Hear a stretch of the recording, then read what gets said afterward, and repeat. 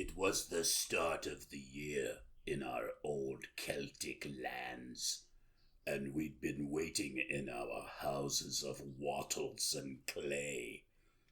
The barriers would be down, you see, between the real and the unreal, and the dead might be looking in to sit by our fires of turf. That's loathsome things. My name's John, and with me, as always, is my co-host Josh. We're here to talk about horror movie, and Josh, how have you been since we last spoke? Oh dear sir. Funny you should ask. Let's see. I built my gaming PC. I think I mentioned on here like around January or December of last year. It's not confidential. It's fine. I was switching to Linux because I didn't want to deal with Microsoft, and my old my gaming PC wasn't compatible with Windows 11. And so I switched to Linux, and then by playing around with Linux, I realized, oh, you know what? I want a new PC. So I finally went ahead and got all the parts, built it, threw Linux in there. Fuck you, Microsoft. You're not getting my burrs. And playing video games, great time, heavy yays. And also, our eldest cat, Helga, has been laid to rest. Oh, god damn it. Yeah. I hate that. Yeah. No, he was almost 17, so he never quite got to the point where he could watch an R-rated movie. So Daddy said he's too young, but he's old enough for me. That sounds like a reference. It is. It's a reference to the greatest band of all time. Meatloaf? Close. Very close. Okay. It's, oh my god, what's the name of the band? It's that horrible, goofy metal band that had the song She's Only 17, and, it's Winger. Winger? Yeah, Winger. Is it this band? Well, yeah, that's it. Yeah, that's the one. That's it. Yeah. Winger. So it's like if Paul McCartney... No, never mind. Yes. Wherever you're going, yes. Yes, that was the one. What a fantastic podcast we put on together. John, how are you? How are you wingering it? You know, I'd like to think that I'm wingering it okay. You do what you can. Doing all right. As I told you before we started recording, I finally broke down and bought a new computer, a Mac Mini, and it's fucking amazing. I just plug things in and they work. I turn it on and it works. It's fucking awesome looking too. My PC is fucking enormous. It weighs a crap ton, and your thing looks like you could fit it in your butt so you could cheat at chess. Pretty much. Yeah. I don't know why I need 6 USB 2 plugs, or USB-C plugs, but I got them. Nice. You can put so many thumb drives in there. Oh my god. How much memory do you have? I have 187 terabytes. Nice. And yet still my phone is out of battery. And still, I have one photo saved. I know. I really took inventory of how much memory I actually needed, and I was like, do I need 4 terabytes for this thing? I don't think I do. How much did I have before? I had less than half of a terabyte, including all of the games and everything. Oh, well, yeah, I don't need 4 terabytes. I'll just take 3, thank you. A mere 3 terabytes. Yeah. Being conservative. Yeah, you don't want to be greedy. Yeah. Yeah. Oh, man. John, why are we talking to each other and to these nice people, more specifically? Yes, well, we are talking to one another and these nice people because we are going to be discussing 1982's Halloween 3, Season of the Witch. Man, that colon really makes a big difference. Oh, it really does. It's directed by Tommy Lee Jones. Just kidding. It's Tommy Lee Wallace. Oh, that's the Pamela Anderson one, right? That's the, I forget. No, that's Tommy Lee. Oh, right. Yeah. How Tommy could Lee I Jones. ever? Tommy Lee Jones is the really old guy from Texas. Yeah, the guy that doesn't matter whether, or it doesn't matter to him whether or not you killed your wife. Yeah, exactly. Yeah. Tommy Lee Wallace also made Fright Night 2. He made the original It series with Tim Curry. He also made the all-time classic Aloha Summer and Helliversity, another fine one. Also, a sequel to Born Free, the movie about a woman whose life was changed by a lion or something. Oh, yeah. So it needed a sequel wherein the lion changed another young woman's life or something. The lion sleeps tonight. Wait. Oh! That sounds like a reference. This movie stars one of the all-time greatest genre actors, period, Tom Atkins. Why is he so fucking enormous? He's gigantic. And how is he not a cop? Like, what I described this movie to someone before rewatching it. I was like, yeah, he's like a cop. I think he has like a little 6-shooter in his like jacket pocket. And then I watched this movie and I'm like, oh, he's not a cop at all. He does not have a 6-shooter in his pocket. What am I thinking of? It turns out he's a handsy pussyhound drunk doctor. He will literally grab any ass nearby. He has or will fuck every woman in the entire region. Yeah. While calling them stupid. He is Tom Atkins. Oh, he's amazing. He was in The Fog.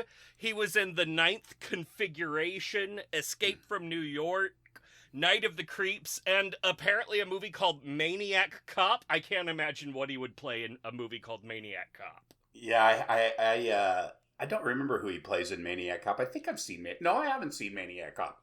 That's got that guy that has the unusually large jaw. He has some sort of condition that causes him to have an enormous jaw. Oh, fuck yeah, that's the good shit. I believe, if I remember correctly, his name is Cantonese The Rock.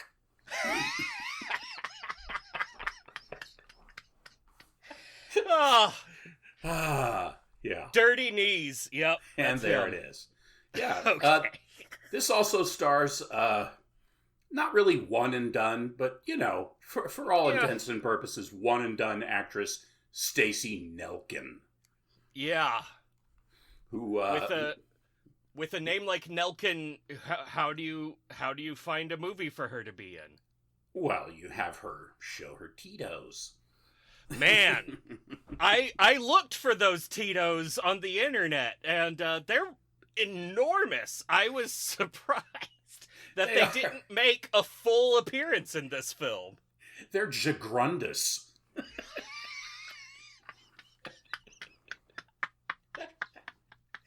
They do make a very confusing appearance, sandwiched in between two shots of a woman named Marge So you think that it's Marge, and you're like, why are they showing us Marge naked in the shower? And then you realize that it's Ellie. Yeah, we don't get the full frontal here from Stacy, but we do get a very convincing shot of Tom Atkins possibly actually suckling on one of the nipples. His face goes down, and we do see the skin deform as though he were nursing, and it's real upsetting. God bless him. I love how after they're done, he asks her. He says, "You are old enough, right?" Yeah. Also, he's tired.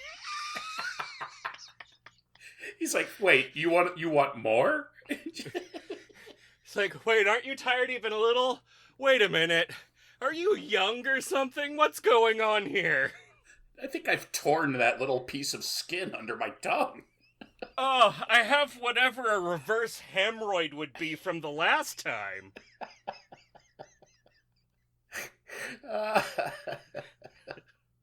Oh my gosh. Yeah. Golly it's gee. a very respectful film for a very respectful podcast. Absolutely. This also stars Dan O'Herlihy as Connell Cochran, the owner and operator, I don't know, of Silver Shamrock Novelties in Santa Mira, California. Santa Mira, a fake city. A fake city from Invasion of the Body Snatchers. That's right. Yeah. That's so cool. Yeah. He's famously Andrew Packard from Twin Peaks. Yes, he's also in RoboCop 1 and 2. Ooh. And he also was in Chuck Norris, USA.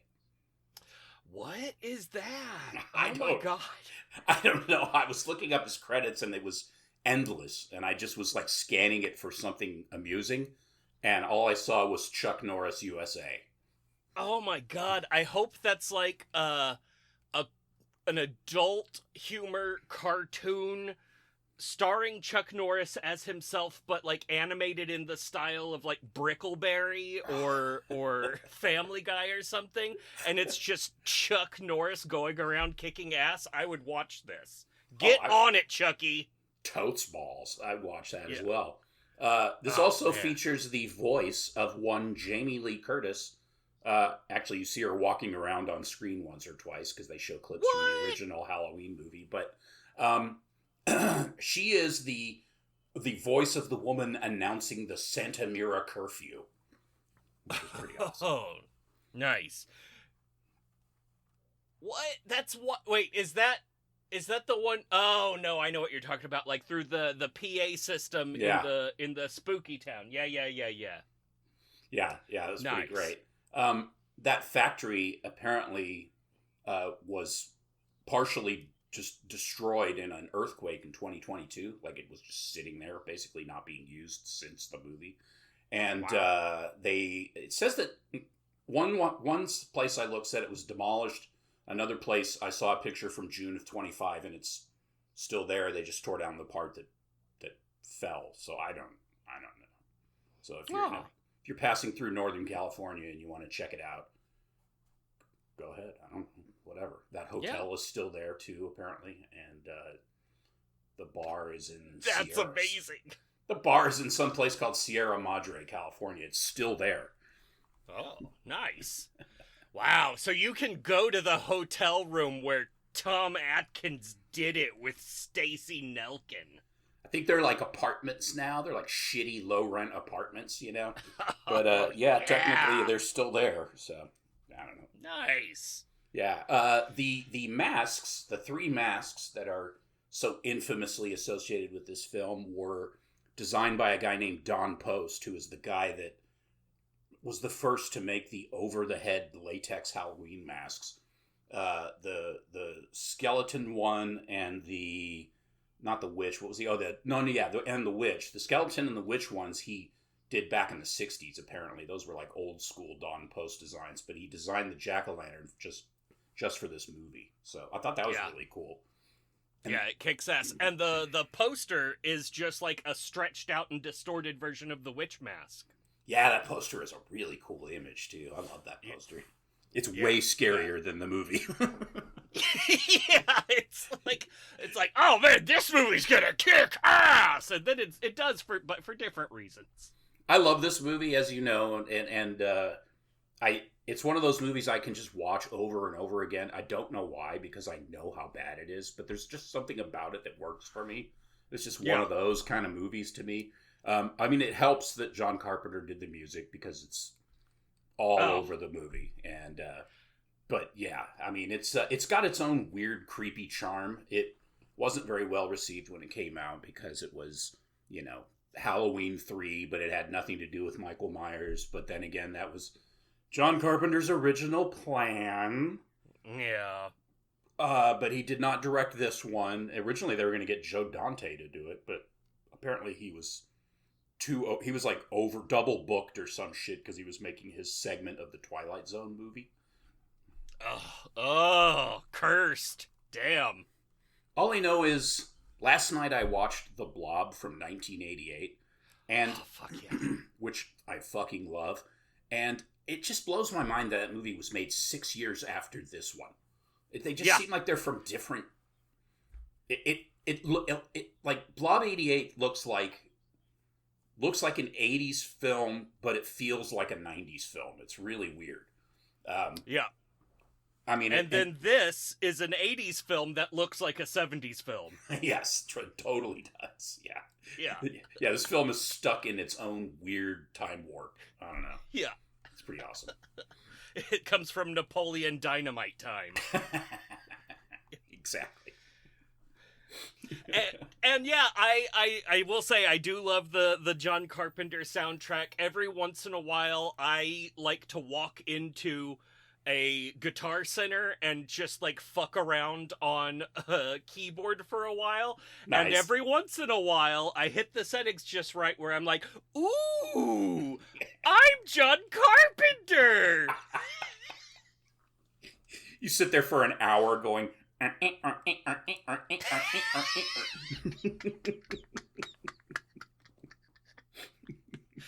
What a great movie to watch over and over again. I wonder if they have like a 10-hour loop of just the Silver Shamrock commercial on YouTube.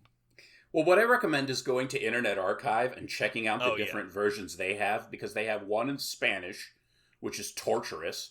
And I watched some of that because it was hilarious. Then they have one that's, it's in English, but it's ripped from a DVD. I mean, from a VHS. So it looks ass and hisses and pops and stuff. Oh, yeah. But it was, whoever owned the VHS bought it in Lebanon. So the subtitles are in Arabic and French. Oh! And I was like, this is cool. I'm going to watch this. It's ripped from a VHS. This will be cool if I watch this version. And then I thought, no way they're even getting anywhere near the boobage, even though they don't really show any. But, I was like, nah, they're probably going to have this movie edited. I'm not going to sit through this. And then they had a version, the version that I found was on some Russian, like pirate site or whatever. And it was pristine. I mean, it looked so good. It was the best, hour and a half I spent at work all day.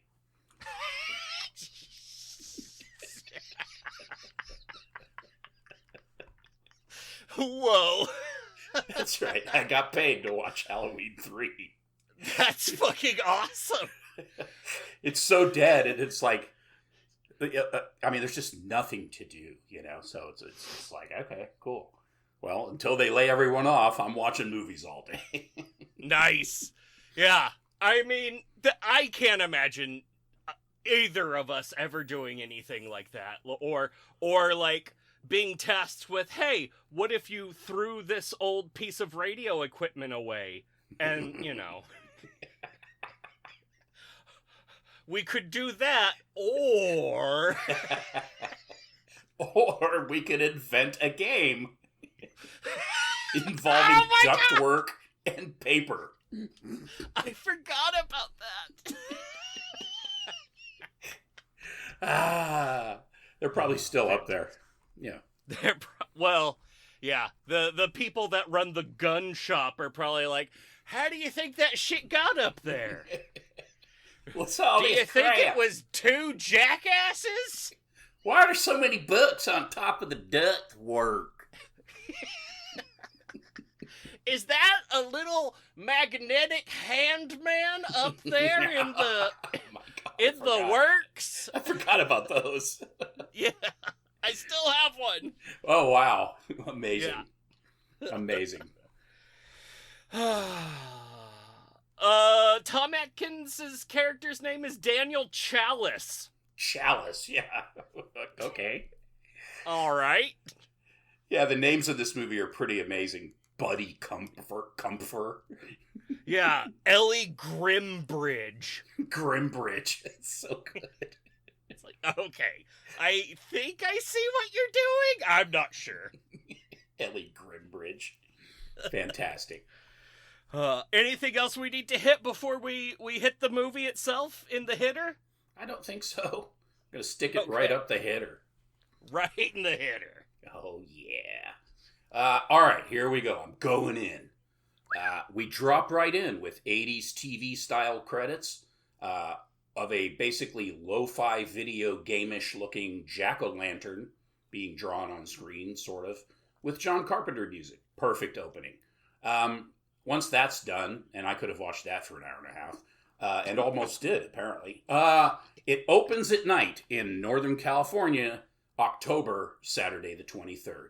A guy runs across a bridge, panting and sweaty, trying to escape a car, which is giving very slow chase. He hides at a exceedingly dark gas station. The car shows up, parked, and the dude, who is trying to find a way out, but apparently can't climb a hurricane fence, is suddenly jump-scared by a guy in a suit and choked. Dude reaches out, grabs a giant chain, which happens to be attached to a block, holding a car steady. So he pulls the block out, and the car crushes the suit between itself and another car. So then another suit gets out of the car, and the man takes off into a junkyard, an adjacent junkyard. We see that it's now an hour later, and it's pouring at the station. Inside, the attendant is reading the newspaper while the news mention a theft of a Stonehenge stone. No big deal, just an entire Stonehenge stone. I mean, if the Druids could get one there, then someone could bring it to, I don't know, another country. Easy. You wouldn't even believe how it was done. Oh, exactly. Like a Louvre heist. Right after that, on comes a Silver Shamrock Novelties Halloween mask commercial. Well, I guess that would be eight days till Halloween. And talking about, make sure you get your mask and tune in at whatever time is it, at 9 p.m. or whatever. And for a giveaway. The time zone, depends. Yeah, for a giveaway. There's going to be a giveaway. And that's not ominous in any way. So that's great. Anyways, so the attendant hears some noise outside and goes out into the garage to check and see what's going on. The guy that was hiding away grabs him, warning, "They're coming!" And he's clutching a Halloween mask. The gas station guy rushes the dude off to the hospital. We cut to Dr. Dan Chalice, who arrives at his ex-wife's place, drunk, to drop off some delightful Halloween presents for his two horrible little children. They are shitty plastic masks. It's just like the shittiest. Like he bought them at fucking at the gas station. Apparently, I don't know. They're complete shit. And the kids are like, "How about we already have these Silver Shamrock masks, Dad?" And so then fail. His wife gives him shit, and then he gets paged back to the hospital while his kids watch, that's right, the Silver Shamrock commercial. The best commercial in the world. The back at the hospital now, the doctor's there. Doc Chalice, is talking to the gas station attendant, played by a tall black man who is doing the most stereotypical performance of a black man in an 80s movie of all time. It's fucking brutal. He just doesn't want any trouble, you know? Oh my God. Yeah, man, I just did the best I could, man. Man, like, shit, dude, fuck, man. I was like, okay, that's not okay. So that happens. And then the commercial comes on again at the hospital. It keeps, yeah. And the guy on the gurney freaks the fuck out when he hears it. We also notice he's clutching a Halloween mask still. He starts warning, they're going to kill us all of us.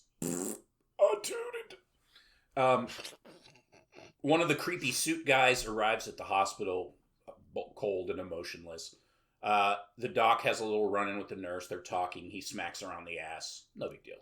She's like 148 years old, but it's fine. While the doc goes night-night, goes to take a little nappy, the suit guy, we see him humming in a room while putting on his murder gloves, and then he walks into the old man's room and takes his finger and thumb out and sticks them into the man's eye socket and pulls the bridge of his nose out. It just snaps it forward. It's so fucking gross. It is way impressive. And he's got the black gloves on, so he's like a giallo guy. And so like, they're really playing with that, like honing it in, and you like, he even like makes a fist first, and you're like, oh, is he gonna punch the guy to death? Yeah. And then he pulls out just them little nippers, and man, is that good! Wow. T-Rack snaps the guy's nose, and he dies. It's beautiful. As he's wiping his bloody gloves off on the curtain, the nurse walks in, freaks the fuck out, and he just casually walks away. The doc comes running in, hears the commotion, chases the guy as the guy's heading outside, just in time to watch the guy get in his car, pour gasoline over himself, and set himself on fire, causing a gargantuan explosion. It's awesome. It's such a great scene. It's like so over the top, and it's wonderful. It's such a huge explosion. It's great. Yeah. Oh, man. 1982 cars were really safe. Oh, yeah. A little fuel and a lighter, and you have yourself a nuclear weapon. Hell yeah. Dr. Dan reschedules his kid time because he's got some stuff to take care of.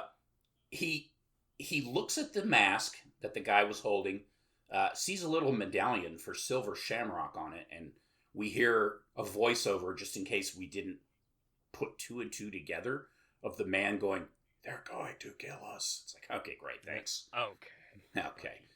The old man's daughter, Ellie, arrives at the hospital. She's upset because her papa has died from bridge collapse. And Doc goes up to talk to her and does kind of one of his, then he talks to the coroner or the replacement coroner or whatever the deal is with her. All I know is she's blonde and he's hitting on her, of course. And also, yeah. She tells him that there's really nothing left of the suit guy. It's just all ashes and mechanical parts. Dan kisses her on the cheek and cuddles up to her because that's what Dan does. Now it's Friday the 29th. Dan is at the coolest bar on the planet watching cartoons. He's so sad. It's so pathetic. He's like the only guy there. He's like, can we watch something else or whatever? And then they put on, the guy changes the channel, and it's Halloween 1978, the original John Carpenter film. And but it's some sort of weird promotion hyping the giveaway for Silver Shamrock novelties.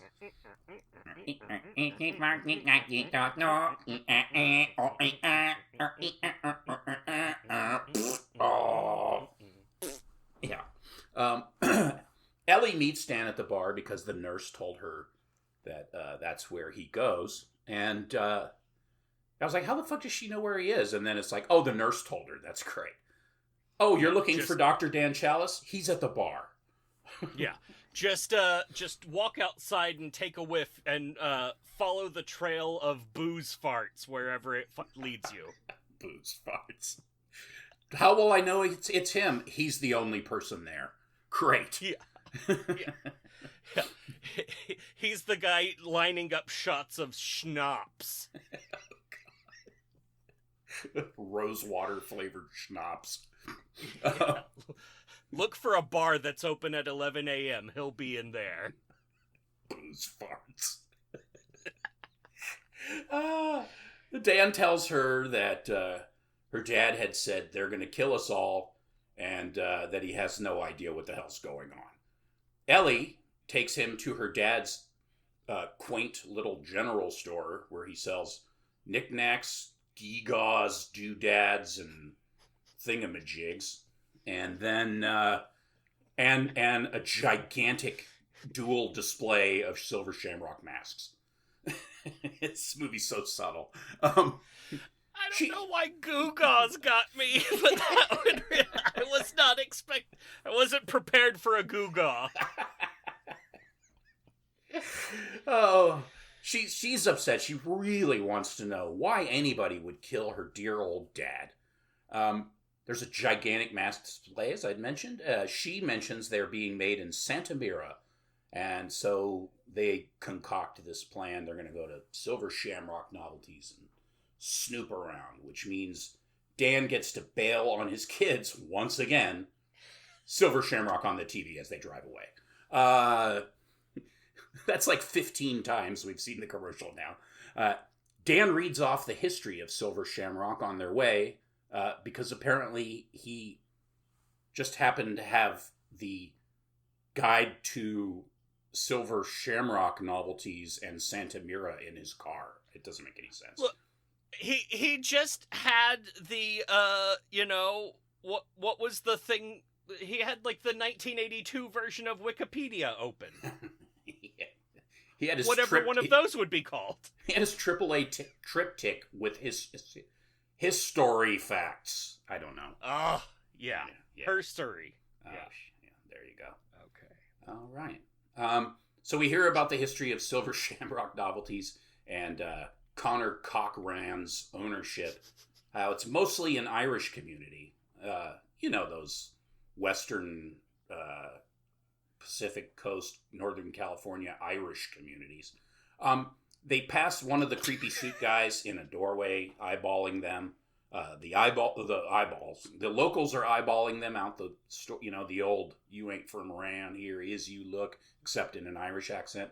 Oh, you ain't from around here. Oh, you must be passing through, mate. It sounds friendly, but it isn't. I know. They sound delightful, but they're horrible. Dan refers to it as a company town. So oh, yeah. Bring that level down just a little bit. Okay, there we go. Okay. And,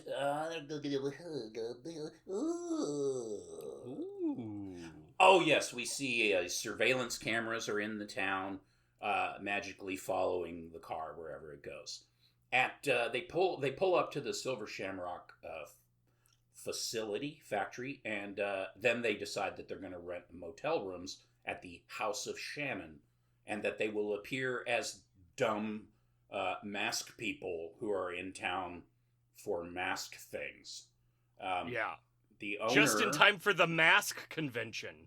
Oh, yeah. The owner and operator, or whatever he is, of the House of Shannon is terribly Irish. He's like, "Oh, Irish. Let me got a key for you, old lad." It's horrible. Yeah. So then Ellie enters the room while Dan runs over to the office as she's occupying the House of Shannon guy. Dan runs into the office to find the records to see if her father had been there, which turns out he had. But meanwhile, Connor Cochran drives by all slow-like in Irish. A very loud Winnebago pulls up with a very annoying child. It's Buddy, Betty, and Little Buddy. Kupfer, or whatever the fuck their name was. Yeah, Kupfer. Put her there, buddy. Buddy Kupfer. Buddy, and little Buddy Kupfer. All right. And then another lady arrives, Marge. She's pissed off because Silver Shamrock screwed up her mask order. Ellie's dad, as I mentioned, had indeed stayed at the motel. The plot thinnens. Dan offers to sleep in the car because Dan's kind of sly. He pulls the old switcheroo. Like, well, the floor would be so uncomfortable, don't you think? I don't mind sleeping in the car. Or you could sleep somewhere else if you would like. That's a stupid question. Let me go slap on an extra layer of aqua velva. Gross. Let me shave the soles of my feet. And then they kiss, and because Tom Atkins. We hear the Jamie Lee Curtis curfew announcement, and everybody locks up. They lock all their doors, and then the cameras watch the town in weird night vision that isn't really night vision. And Tom sneaks out immediately and jump scares right into a drunk bum who tells Dan how Cochran made Santa Mira, but only hired people from out of town, not drunken losers like this idiot. I thought he was gonna be like, I was the mayor before, but instead he's just like, they wouldn't give me a job. Yeah, this guy's right out of H.P. Lovecraft. Watch out, he says. Hey, Cochran, fuck you. Tom's like, I don't know if that's a great idea. And he's like, I don't care. And we find out very soon that he cares. But the bum then tells Dan that he's going to, I called him Tom, that's great, that he's going to Molotov cocktail the factory. I'm sure that'll work. Tom fucks back off, and the bum immediately gets snorfed by Suits. They very gently tear his head off. So fucking good. It's amazing. They just rip it off. The big shame of this movie for me is that those guys are so fucking cool and scary, and then like basically from this point on they don't really have much to do. I know, it really sucks. I would watch way more of these guys just doing stuff. I mean, they twist his head off like a fucking apple stem. It's amazing. It's just the best. Back at the motel, we see Marge Gutman, the mask lady, who scares Ellie outside for another jump scare. She thinks Ellie is there to pick up a mask order as well. And then she shows Ellie that one of the medallions fell off of one of her masks, and that clearly this is because Silver Shamrock is slipping. Cold slipping. Oh, man. Then we follow Marge into the room where she knocks the medallion on the floor for no reason, because it doesn't matter. Then we cut to Ellie in the shower, where we get major side boob. She gets out, wraps herself in a towel, and then we go back to Marge, because whatever. And then we cut to Dan, who calls the coroner. He's found a payphone. All she's found is plastic and metal, and she thinks that the samples got all messed up. Another really important moment in the movie. Back at the room, Ellie busts a move in her negligee, and they fuck. Oh, yeah. And thank God they don't show too much of it. Then, of course, later, as they bask in the afterglow, the radio plays the Silver Shamrock commercial, and Dan is like, fucking hell with this commercial. And then, God damn it, I'm so tired. And then he turns on, like, whatever the hell it was, and Ellie climbs on top and is like, I'm ready for more. And he's like, how old are you? Relax. Older than I look. Great. It's like, weird, because you kind of look like Michael Jackson. You look like you're 7. Well, I'm 9. Back to Marge in her Carlos Castaneda book she's reading.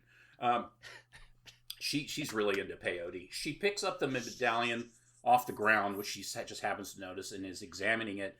There's a gigantic circuit board on the back of the thing, and she starts picking at it and instantly zaps herself in the face with a very intense and loud blue beam, which is amazing. And it fucking annihilates her face. Her face looks like a gigantic rosebud asshole. It's terrifying. It's like in a Bugs Bunny cartoon when he puts his finger in the gun and so all of the barrel peels back. It's like that, but with horrible broken teeth sticking out. And she's still alive and like touching it. It's giving me Bring Her Back vibes.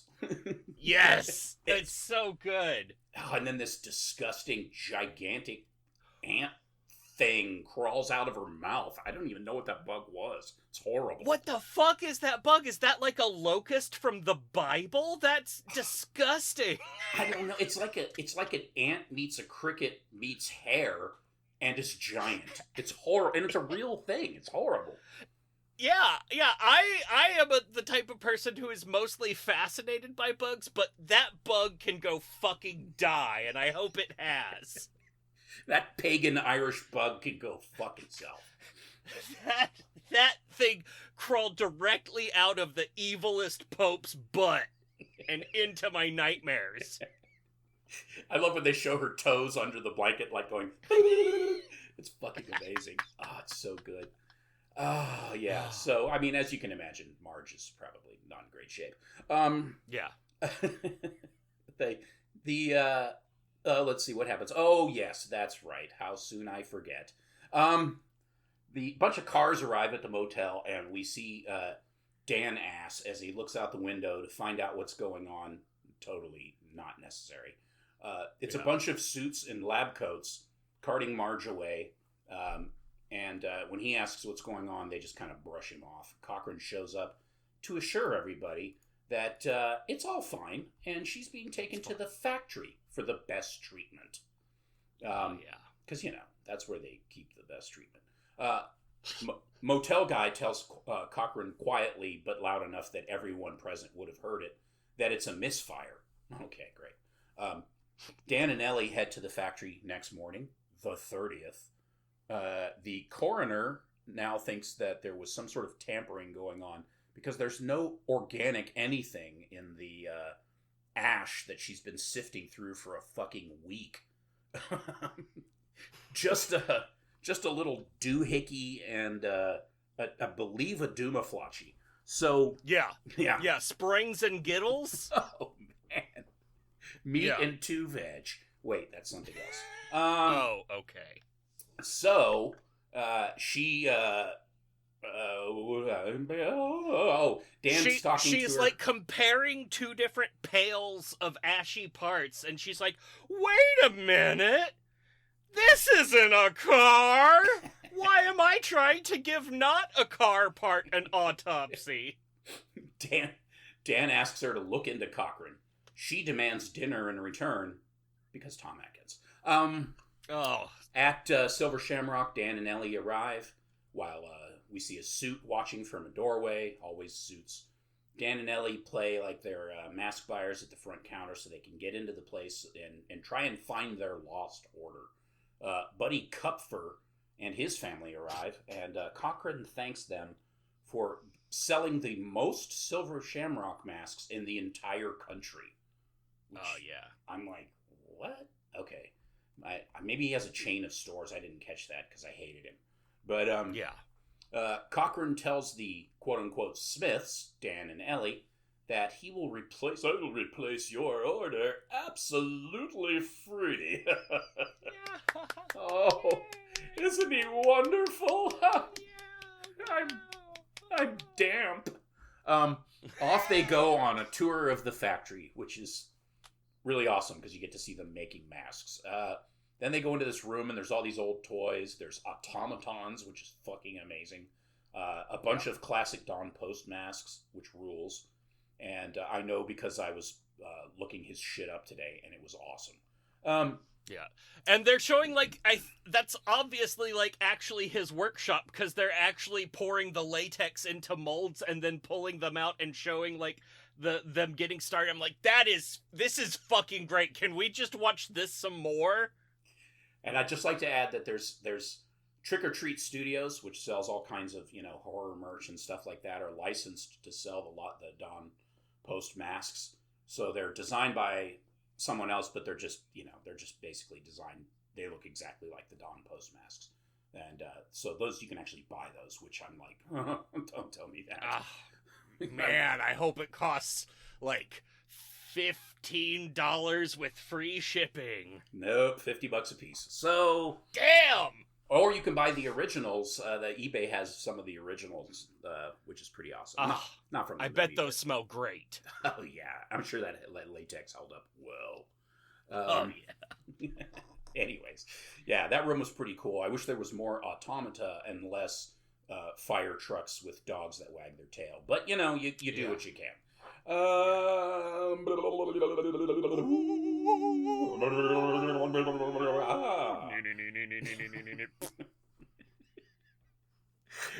yes, so then they tour the room where they paint the masks. That's when I realized that the skull masks are actually made on black vinyl and painted white. Oh yeah, because they glow in the dark. You got to paint that dark on. It's crazy. Yeah. Cochran gives Buddy Jr. a mask. Well, Buddy's like, "Oh, cool! This is a mask. I want them taking it." And then Cochran's like, hold on there, you little fuckwit. Why don't you take this one with the murder medallion attached to it? And the mask that the kid wanted looked way better. It was like all fresh and bright orange. He was like, wait, why don't you take this one after we've applied a thick layer of crap coating to the outside of it? This is the one I use to wipe sweat off my testicles. Oh, man.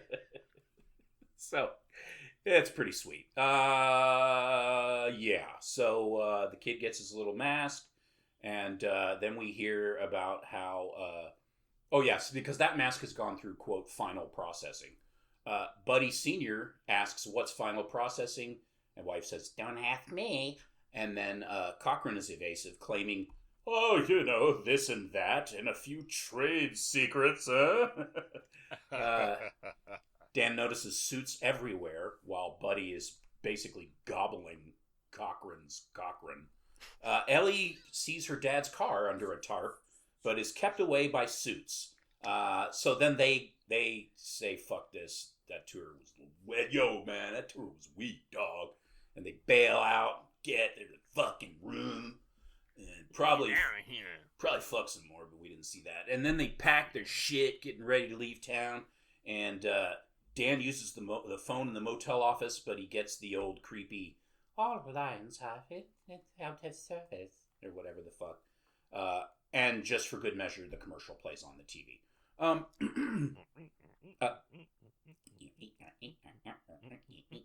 Yeah. At the room, the door is open and Ellie is gone. Rape. A line of suits bust in, as in a line of suits who are just standing there in a line. It's amazing. Bust in and chase Dan, who bolts off across town and then does a little cops and robbers deal with their very slow chase cars that go all over town. He heads to Silver Shamrock, sees the suits taking Ellie inside out of a car, because you see, they abducted her from her hotel room 10 feet away and put her in a car and drove her to Silver Shamrock and took her out of the car. It's so stupid. Yeah. They're definitely different places, we swear. I think he beat the car to Silver Shamrock. So he sees them drag her inside, and he tries to find a way in. He tries to find ingress. I'm an idiot. He enters through a window that's open, and he starts snooping around. He runs into an old lady knitting, and is dumb enough to think it's an old lady knitting, and then knocks her head off because she's an automaton. Then he gets nabbed by suits. He hits them, but it does absolutely nothing, and then they throw him around like nothing, and then he manages to find the weak spot of one. I don't know. He punches into its abdomen, and we discover that it's a robot or an automaton, because it barfs up yellow goop and has cables in its gut. Then Cochrane shows up with more suits and talks a bunch of shit about the old lady automaton that Dan broke because she was old and a lady, and Dan broke her. Cochrane is on to them. I know it's hard to believe. He knows who they are, and he's excited for Dan to see what's coming in the AM, which is Halloween. Because being a medical man and all. Off they go to final processing on an elevator. Cochrane talks about how he designed the suits, how he made the automata, and no one cares. And then they get to the main room, and we see the ancient technology, which is a bunch of computers and a rock. The goons are up on a platform chipping holes in the rock that has been stolen from Stonehenge. And Cochrane explains that it has a power in it, a force, and even a particle devastating. Dan tries to stay awake. Cochrane shows Ellie to Dan on a computer screen, because this movie is a critique of modern technology. And then we see that Marge is actually dead. Oh, here's a shock. And now it's time for Dan to watch a demonstration. The Kupfers are led into a very lovely looking 70s-ish, but actually 80s living room, which is really walled in on all sides because it's a death room. And Buddy Sr., Buddy Jr. can't write, Buddy Sr. is given a notepad and a pencil to take notes. And he assures his wife that everything's fine, that he is respected so much by Cochrane that he's asked to give his opinion. Dan and Cochrane watch on monitors, technology. Cochrane rolls the commercial in the room. It's time. Put your masks on and watch. Buddy masks up, and the magic pumpkin flashes on screen. Mom laughs hysterically. I don't know why she's laughing quite so hard. She's talking about the fact that the room they're in is fake, and like she's holding up the plastic grapes, like, look at it. That's right. Forever. It's the most annoying thing. She's like hysterically laughing. I don't know. It's like she has laughing gas or something. She's so busy laughing that she does not notice that Buddy's head is melting, or the mask is melting over his head, and he's grasping his head, writhing on the ground, which is fucking amazing. He collapses to the ground, stops moving, and a fucking onslaught of insects and little snakes and shit come out of his mouth hole and are crawling all over the floor. And then a rattlesnake comes out, and the rattlesnake crawls over, and the mom passes out. The rattlesnake bites the dad. He drops dead.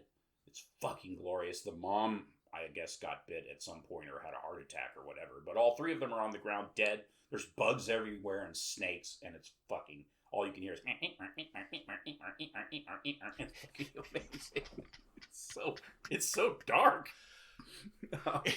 What a great plan.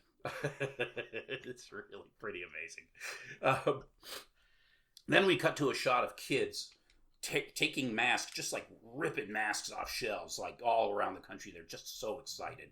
They're trick-or-treating all over the country. We see clips from different cities, which apparently they actually went to these cities, or at least some of them. I don't know. That was why? Okay. I don't know. Some of them were we're in LA, but like the Phoenix one is actually Phoenix, apparently. I don't know. That is a great shot, though.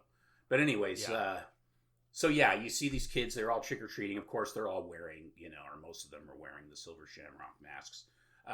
We even see Dan's kids watching TV with their masks on. Then we cut to the coroner again, trying to call Dan at the motel, to no avail. She's handling little gears and automaton parts, and then all of a sudden a suit shows up and finds the largest hand drill I think I've ever seen, which is apparently a medical drill. I don't know. Yeah. But he doesn't want word getting out, so he pins her to the ground and drills her to death in her ear, which is amazing. And then leaves all the automata parts on the fucking counter, which didn't make any sense. Now it's 7:30 p.m. and the Silver Shamrock Factory Dan is bound, and Cochrane tells Dan that he is a witch. The masks are used for a pagan Samhain ritual. Halloween, the festival of Samhain, he says. That the planets and plants are in alignment, and that it's time again. He puts a mask on Dan, tells him he's glad Dan will get to watch the video, and adds Happy Halloween because he's a dick. Halloween 1978 again is on the TV while Dan kicks the screen out, rude, cuts himself free, removes the mask, in one perfect throw, throws it over the security camera. Really impressive shit. That was good. You know that dude has been practicing with his underwear before he takes his weekly shower. It was perfect. He crawls out through the AC vent. He's off to go find Ellie. The suits discover that Dan's in the vents. Dan tries to call and warn his ex-wife. Well, he does call, but he tries to warn her to get rid of the masks. She thinks he's drunk and jealous and hangs up on him. He locates Ellie, cuts her loose. Cochrane sends the suits their way. They make their way to the main floor where all the sexy stuff is happening. Dan grabs a medallion, loose medallion out of a box or whatever. Tells Ellie to wait while he goes to try to sabotage the giveaway, which basically means he just goes up to the control center and punches a couple buttons. And that's it. And then he grabs a box full of medallions. They go up in the rafters. He dumps them over onto the floor, and they kill all the robot suits because Stonehenge, but not Cochrane because I don't know why. The screens, I don't know why either. It didn't make any sense. Like, it only kills automata, which they aren't even alive, but it keeps the human alive because he's so witchy. I don't know. And then it also killed the automata that were, like, in the rafters chasing him. Yeah. Why didn't it kill them? It's like, okay. Yeah. Well, no, it did. It did kill them. No, I mean, like, why didn't it kill Dan and Ellie? Oh, I see what you mean. Yeah. Yeah, I don't get, like, you just throw a whole box in there and that, like, yeah, it doesn't make sense. It's fine. It's fine. Yeah. So, yeah, that and, of course, the music is crazy and it's flashing. It's like strobing, basically, now. And Cochrane watches as the henge stone glows blue. Then a giant blue ring lights up in the little command center area.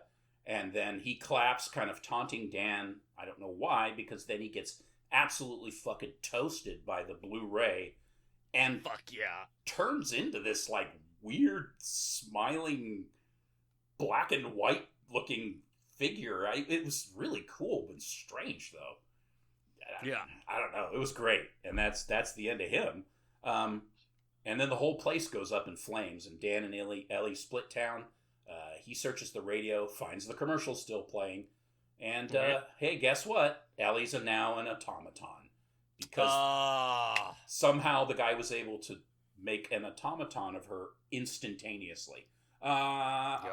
She grabs his face, they crash, she attacks him again, choking him. He manages to knock her arm off, and then her head. We get a great shot of her head next to her body with the eyes looking around. And then he gets back in the car to drive away, is jump scared by her arm, which is grabbing his throat. He gets loose. We get another jump scare with the rest of her body. But he's all good. He gets to the same... what the fuck does that mean? He gets to the same station from the beginning and runs to the phone. Like the gas station. place at his hospital or something? Oh, gas station. Yeah, that's right. He arrives at that gas station and runs into the office to use the phone, and the commercial's playing, and he's begging them to take it off the air. And I guess they take it off 2 networks, but not 1. And the attendant changes the station, and that one's still on. And he's like, turn it off for the love of God, you fucking cock eater. And that doesn't happen. And he screams, stop it! Into the phone, movie over. Yeah. Because you see, America was better when there were only 2 stations. Yeah. The 3rd station is really extraneous. And I think we paid the ultimate sacrifice on Halloween Day, 1982, for that indiscretion. Yeah. We all, or maybe about a third. I don't know. Yeah. Fortunately, it turned out that the third station was Univision. So. Oh no! So, rest assured, all the white people were spared. And that is why English is the official language. Oh my god. Yeah. Yeah. Yeah. I didn't get... I feel like maybe the version I watched, because you were describing a few more badass things than what I saw. Really? I'm wondering if the version on Peacock was, like, edited down, because, like... Oh, I don't know. I'm glad I didn't watch that one. I was going to. I didn't see side boob. I didn't see a drill in the head, and I didn't see Cochrane turn into a white glowy thing. So I'm gonna have to go find Internet Archive version and watch that.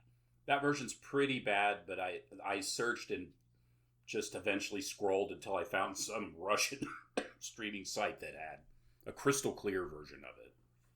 Nice. Yeah, real nice. Well, yeah, and it does show all that stuff. I mean, yeah, you don't see like full on boobage, but you definitely see the side boob in the shower. And he turns into this weird cakey white. It's really weird looking. You'll have to see it. It's awesome. Nice. Yeah. Well, I'm looking forward to rewatching this movie. Yeah. Needless to say, I give it a 666 because it's one of my favorite films, horror films, and I have always loved this movie because I'm an idiot. How about yourself?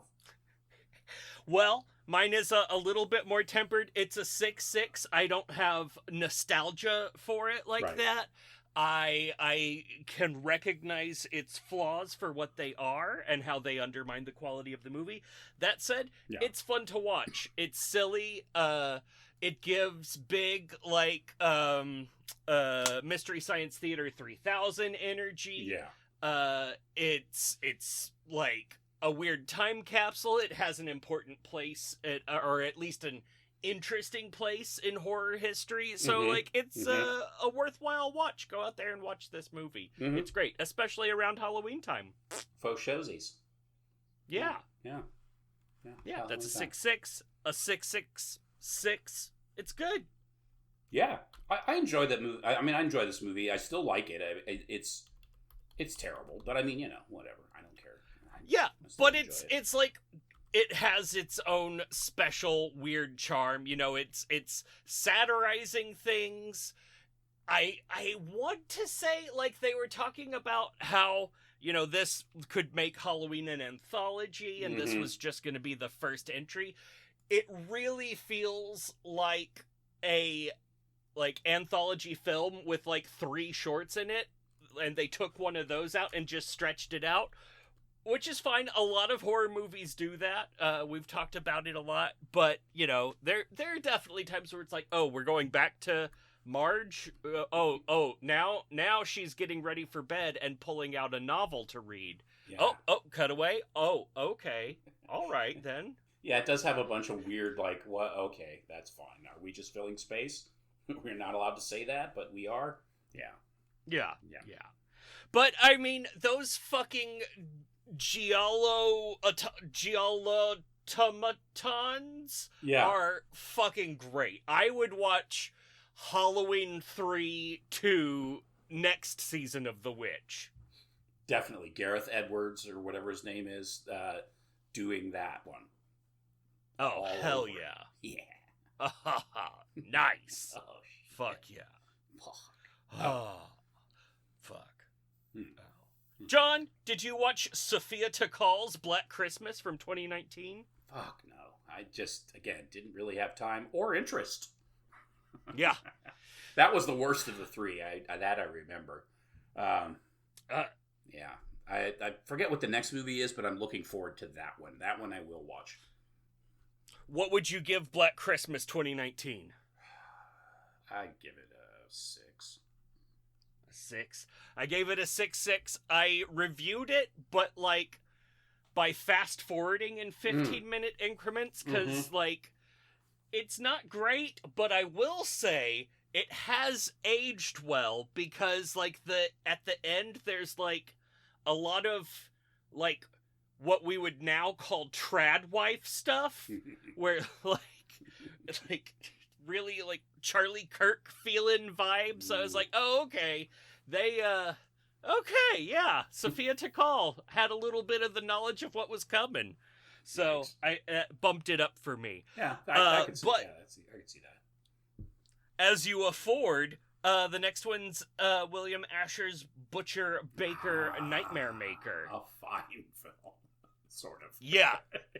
Yeah, I am excited to rewatch that one because I haven't watched it for 100 episodes, and that was fucking tight. Yeah, that is a fine film. That one you should go watch if you haven't seen that one, listener. Yeah. Be careful. I feel like there's some pretty strong content in there. It's got maybe something with jars? I don't remember. Might be a wee triggery. Yeah. But I also have a treat for you, John. I think you're going to like this. You mentioned The Drill and how big it was.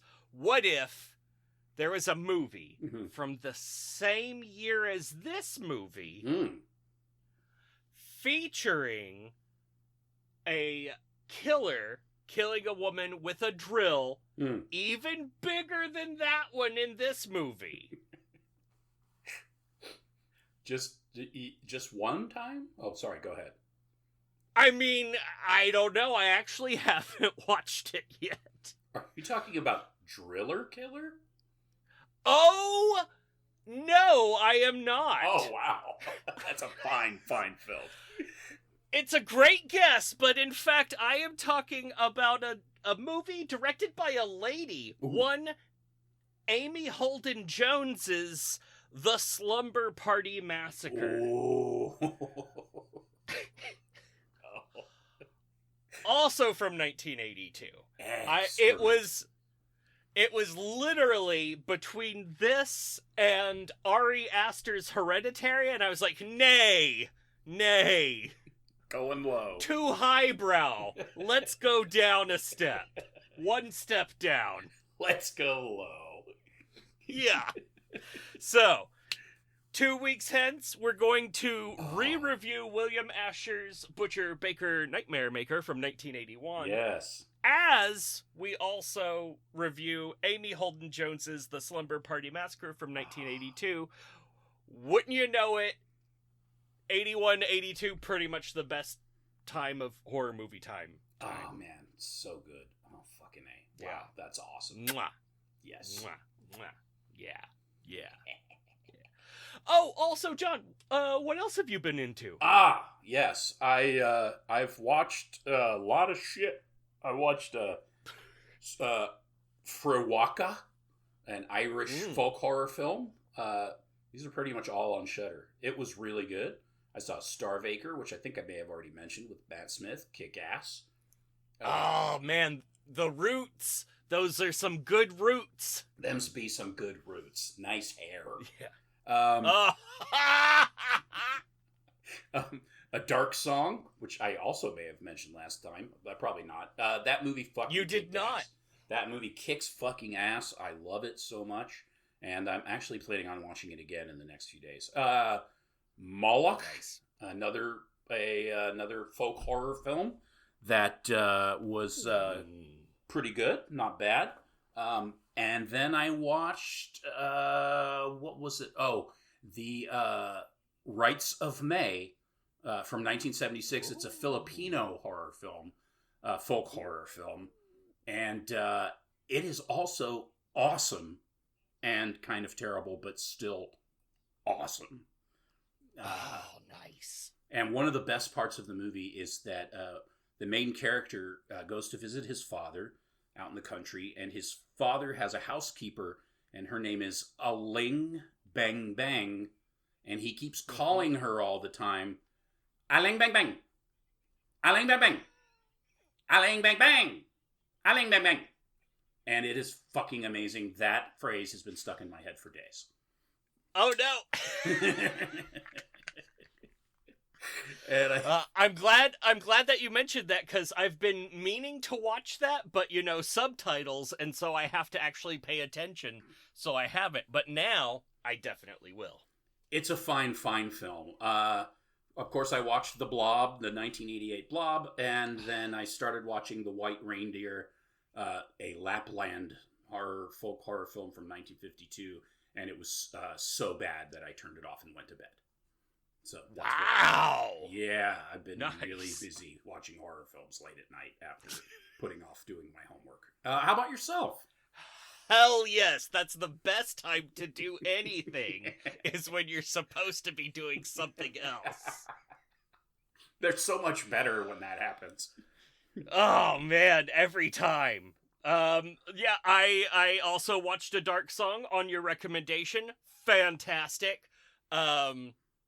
Just blown away by that, honestly. I had avoided it because I think I mistook it for another movie where it's like a priest and a rabbi walk into a dark ritual.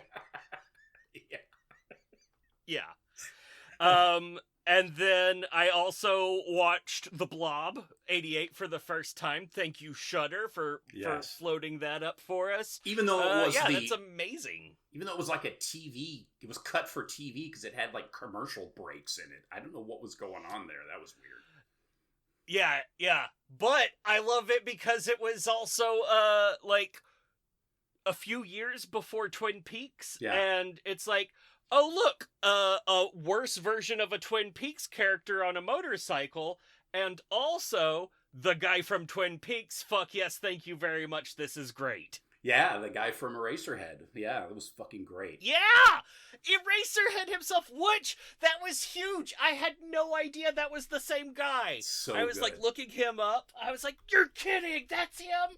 That's amazing! It was it was fantastic. I was so happy. Oh, John Nance. Yeah, I was so happy to see John Nance. As I always am when that crazy fucker is on the screen.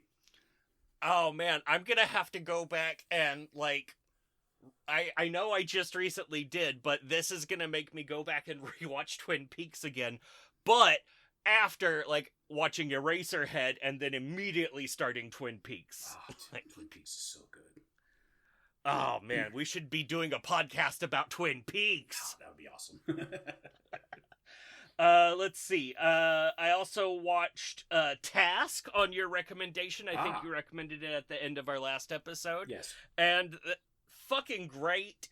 But I will say, halfway through the final episode, I felt done. I felt like the story was over. Yeah. And then it kept going. And then it turned out that wasn't the last episode, and there was a whole other episode after that I didn't really need.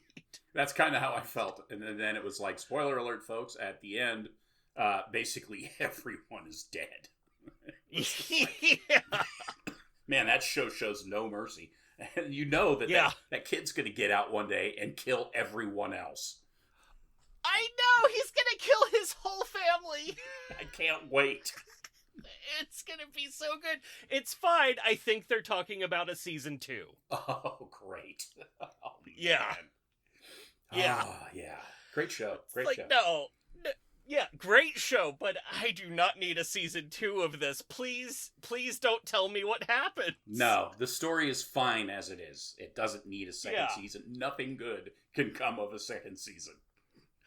I mean, I will say that, and that's the good thing about this show, is that first episode, they're just here's a bunch of characters, here's a reason why you like all of them and are rooting for all of them, and here's why they cannot possibly all get what they want. It's oh, fuck you, TV.